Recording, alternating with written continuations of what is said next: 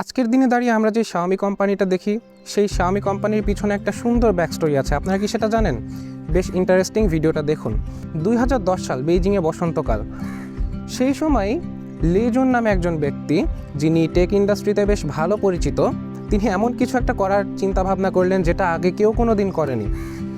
তো তিনি তার 7 জন বন্ধুকে নিয়ে একটা টেবিলে বসলেন। সেই টেবিলে তাদের খাবার জন্য রাখা ছিল মিলেট পরিস, যা হচ্ছে শস্যের জাউ। এই জিনিসটার নাম অনুসারে তাদের কোম্পানির নামের প্রথম অংশ শ্যাও রাখা হয়, যা মূলত শস্য নির্দেশ করে। তার পরের অংশ এমআই দিয়ে নির্দেশ করা হয়েছে, মোবাইল ইন্টারনেট। আপনি শুনলেও অবাক হবেন, Xiaomi কিন্তু শুরুতেই স্মার্টফোন দিয়ে শুরু করেনি। তারা শুরু করেছিল এমআই ইউআই দিয়ে, সফটওয়্যার দিয়ে। তখন অ্যান্ড্রয়েড বেশ অগোছালো ছিল, কোনো কিছুই গুছানো ছিল না। তো তিনি মনে করলেন যে অ্যান্ড্রয়েডের একটা অপটিমাইজেশনের দরকার আছে। তো তিনি চাইলেন এমন কিছু একটা তৈরি করতে যাতে করে অ্যান্ড্রয়েডকে অপটিমাইজ করা যাবে, কিন্তু ওপেন থাকবে, আইওএসের মতো থাকবে না।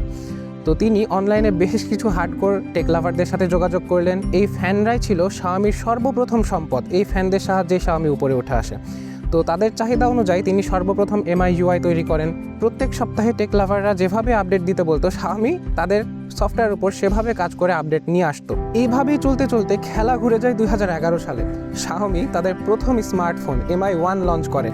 এই ফোনটা নিয়ে লিটারেলি চায়নাতে তোলপাড় লেগে যায়, কারণ তখন স্যামসাং বা এইচটিসির ফোনগুলো সেম স্পেসিফিকেশনের ফোন যখন বিক্রি করছিল, আকাশচুম্বী প্রাইস।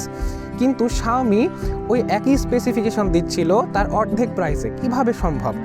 আসলে Xiaomiর বিজনেস স্ট্র্যাটেজি ছিল এরকম যে তারা হার্ডওয়্যার থেকে কোনো লাভ করবে না, হার্ডওয়্যার তারা একবারে উৎপাদন মূল্যে বিক্রি করে দিবে। তাদের লাভটা হবে কোথায় থেকে?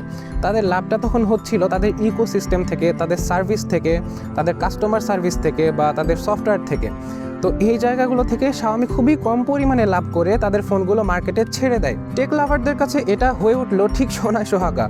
হাই এন্ড স্পেসিফিকেশন, কিন্তু পকেটে চাপ নেই। বাস, Xiaomi হয়ে গেল গ্লোবাল খেলোয়াড়। আর আজকের দিনে দাঁড়িয়ে Xiaomi, স্যামসাং আর অ্যাপেলের মতো বড় বড় টেক জায়ান্টকে টেক্কা দেওয়ার মতো ক্ষমতা রাখে। চায়না থেকে শুরু হওয়া একটা কোম্পানি, তারা প্রমাণ করে দিয়েছে যে কোনো কিছুই অসম্ভব না। চাইলে সব জায়গা থেকেই অনেক কিছু করা যায়। হয়তোবা সেটা কঠিন, হয়তোবা সেটা অসম্ভব মনে হতে পারে। তারা প্রমাণ করে দিয়েছে যে যারা আমাদের ইউজার, তাদের ভালোবাসায় আসল মার্কেটিং। বড় বড় বিজ্ঞাপনে আসল মার্কেটিং কোনো দিনই হয় না। এই ছিল Xiaomi সাকসেস স্টোরি। আপনাদের কেমন লেগেছে কমেন্ট করে জানাবেন। ভালো লাগলে লাইক করে দিবেন। এরকম ভিডিও আপনারা চান কি না অবশ্যই কমেন্ট করে জানাবেন।